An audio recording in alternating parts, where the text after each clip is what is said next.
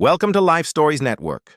Today I'm sharing something that still feels unreal, even now. I was uninvited from my own sister's wedding, and instead of crying myself to sleep, I ended up living a fairy tale in Italy. It went viral, and my life changed in ways I never saw coming. My name's Emily, and I always thought family was forever. My sister Chloe and I were only a year apart. We shared clothes, secrets, even our first crushes. We promised to be each other's maid of honor when we got married. So when she got engaged last year, I was over the moon. I helped her plan everything. I tasted cakes, picked out flowers, and even helped her write her vows. It felt like our dream wedding. Then one morning I got a message. Not a call, not even a face-to-face talk. A message that said, "Hey, Em, I think it's better if you don't come to the wedding. It's going to be too complicated." I thought it was a joke. I laughed, waiting for her to send another text saying, "Got you." But it never came. I called her right away, heart pounding, but she didn't pick up. Hours passed. I texted. I begged her to talk. Finally, she sent one more message. "This is what's best for everyone. Please respect my decision." No explanation. No closure.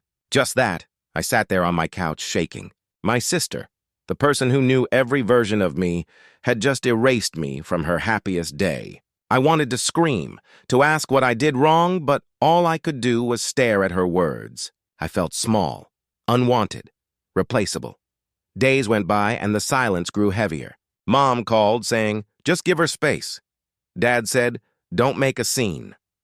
Everyone acted like I was the problem for caring too much. I stopped answering calls. I stopped going out. My world got quiet and cold. Then one night, while scrolling through social media, I saw Chloe's wedding pictures. Everyone smiling, dancing, living the day I was supposed to be part of. My name wasn't mentioned. My seat was filled by one of her friends from college. The caption read, "The most magical day ever." Something inside me broke, but another part of me lit up. Not out of anger, but realization. If she didn't want me in her version of happiness, maybe I needed to create my own. I couldn't change what happened, but I could control what I did next. That night, I opened my laptop and searched solo travel ideas. Italy popped up everywhere. The Amalfi Coast, Florence, Venice. I'd never been outside the US, but something about the pictures called to me.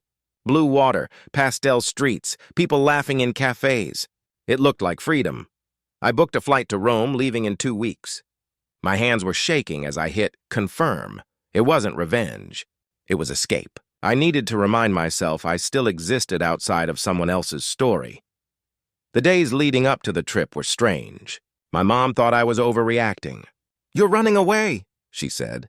Maybe she was right, but staying felt like dying slowly. I packed a few dresses, my camera, and the notebook I used to journal in back when life made sense. When the plane landed in Rome, I felt like I could breathe again. The air smelled like espresso and old bricks. People laughed loudly, hugged openly, lived fully. No one knew my name, and that felt like power. I spent my first day wandering through cobblestone streets, getting lost on purpose.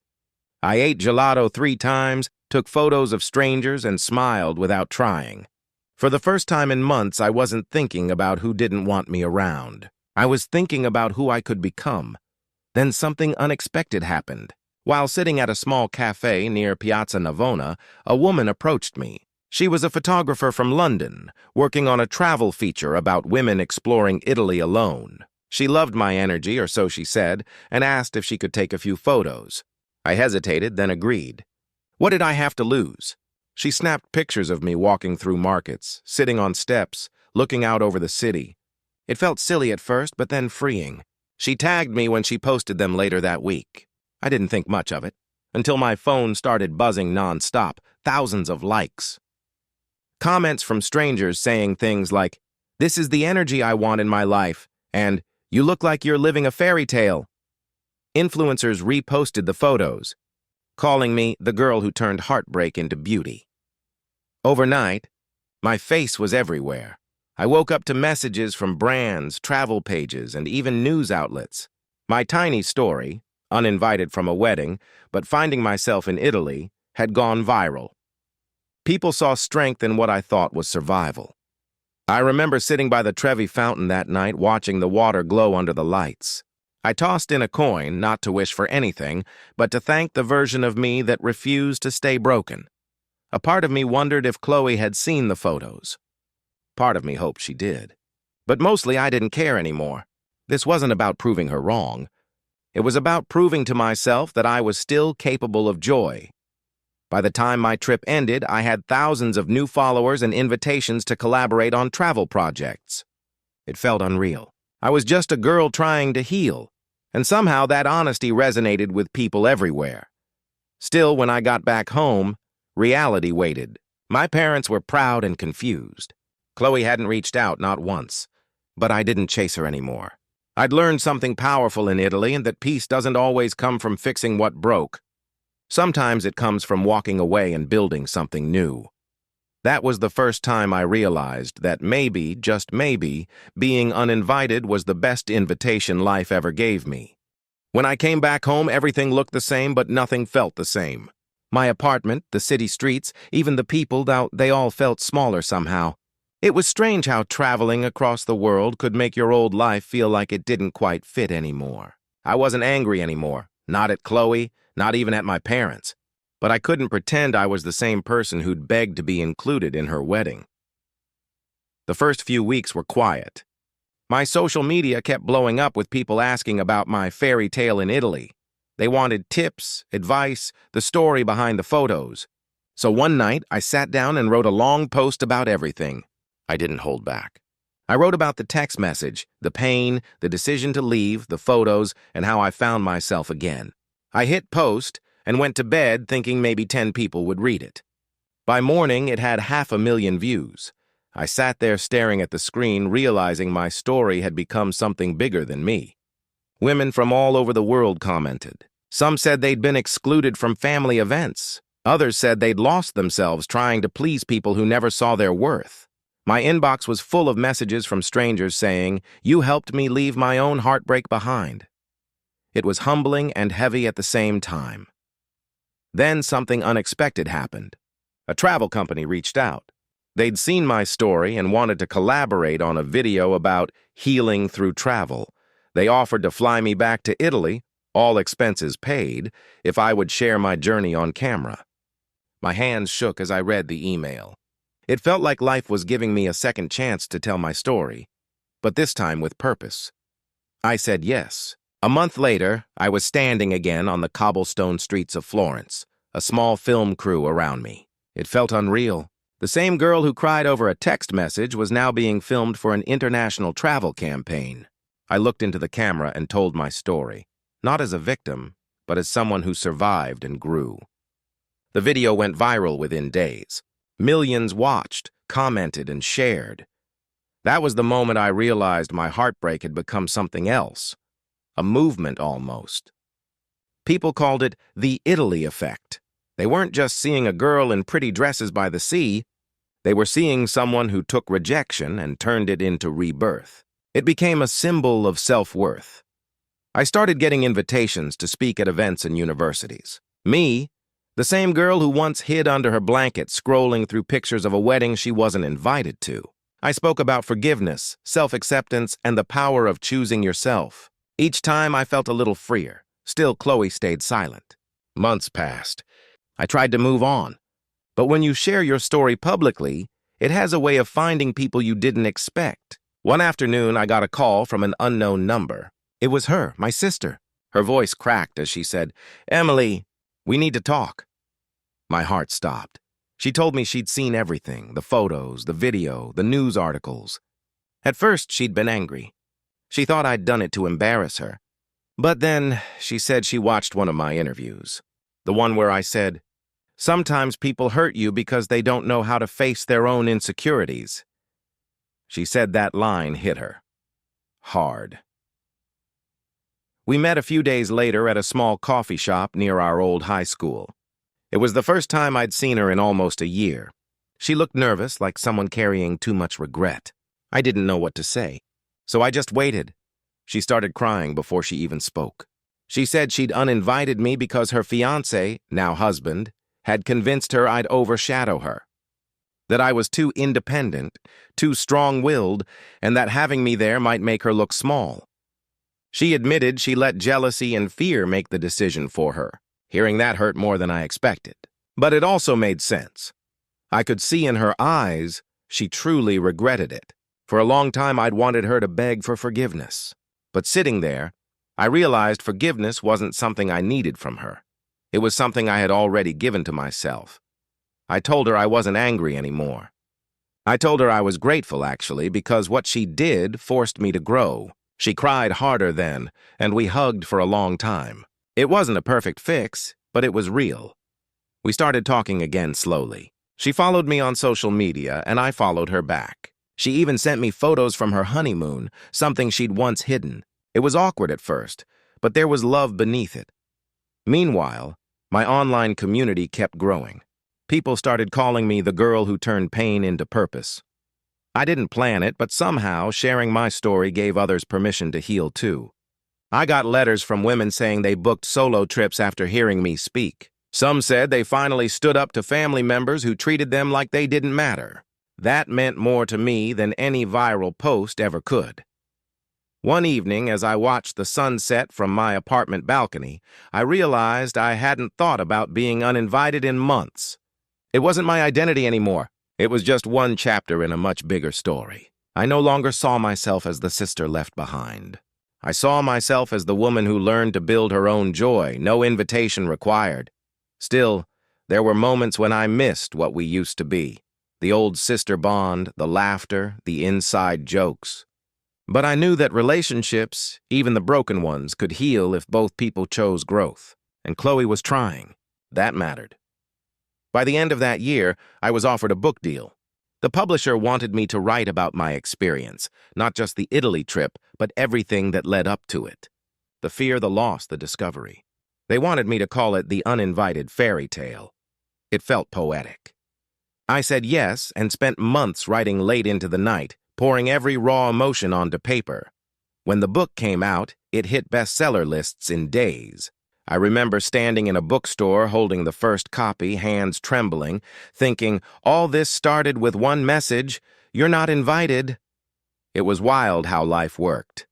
How something meant to break me ended up building a life I never imagined. When I woke up the next morning, I thought I'd feel lighter after letting it out. But the ache lingered. That dinner had stripped something deeper than I expected. I wasn't angry about the heirloom anymore. I was angry that my worth had become negotiable to them. I didn't text or call for days. Then Mom showed up at my apartment unannounced. She stood at my door holding a small basket of homemade cookies. Like that could fix it. I let her in, mostly out of habit. She looked around, quietly taking in the apartment I'd worked years to afford. I could see it in her eyes. The unspoken comparison between me and Emily. She finally said, your father and I just wanted to help your sister feel appreciated. I leaned against the counter. By taking something you promised me? She winced. We didn't mean it like that. You've done so well for yourself and Emily. She's had such a hard time finding her place. There it was again. The same excuse, wrapped in guilt and pity. I didn't want to fight, but her words hit the same bruise. I said quietly, you keep saying I have enough. But did you ever ask what I've lost while earning it? She frowned. Lost? You've gained so much. Yeah, I said. And in exchange, I lost the feeling that I belonged in my own family. For once, she didn't argue. She just looked down, fidgeting with her hands. Then she whispered, we thought you'd be proud of her. That made me laugh, though it hurt. Proud? Mom, you could have given her 1,000 other things. But you chose the one thing tied to your word. That's not pride.